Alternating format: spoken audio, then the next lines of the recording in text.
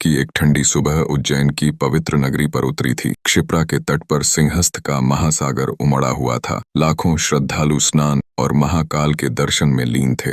घंटियों और हर हर महादेव के जयकारों से हवा कांप रही थी। किसी को आभास नहीं था कि शहर की सीमाओं के बाहर मौत अपने हथियार तैयार कर चुकी है। तभी क्षितिज पर धूल का गुबार उठा और मराठा व मुगल सेनाओं की संयुक्त फौज उज्जैन की ओर बढ़ चली। उनका इरादा सिंहस्थ को कुचलने और महाकाल की नगरी को अपवित्र करने का था। लेकिन शहर के बाहर महानिर्वाणी अखाड़े के 800 नागा साधु पहले ही जाग चुके थे। नंगे शरीर, भभूत से लिपटे, जटाएं बिखरी हुई, हाथों में त्रिशूल और कमर में तलवारें। महंत ने चिलम का कश लेकर शांत स्वर में कहा कि आज मेला हमारी सांसों से चलेगा। ये श्रद्धालु हमारे बच्चे हैं और कोई सैनिक घाट तक नहीं पहुंचेगा, चाहे मरना तय क्यों न हो। पहला दिन आया तो मराठा घुड़सवारों ने तीरों की बारिश कर दी, लेकिन नागा साधु चट्टान की तरह डटे रहे। त्रिशूल चले, तलवारें चमकी और धरती लाल होती चली गई। रातों में घायल उठाए गए और मृतकों को इसी भूमि में समा दिया गया जिसे महंत ने तपोभूमि कहा। दिन बीतते गए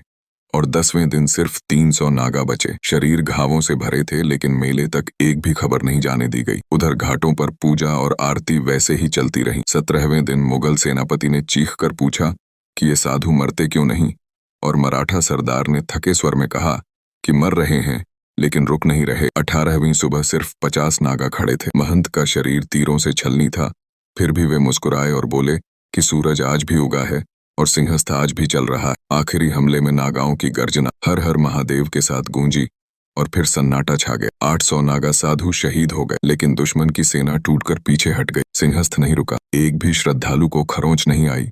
और आज भी उज्जैन की गलियों में यह कथा फुसफुसाई जाती है कि जब जब धर्म पर संकट आता है, नागा साधु प्रकट हो जाते हैं, क्योंकि महाकाल की नगरी कभी अकेली नहीं होती। हर हर महादेव।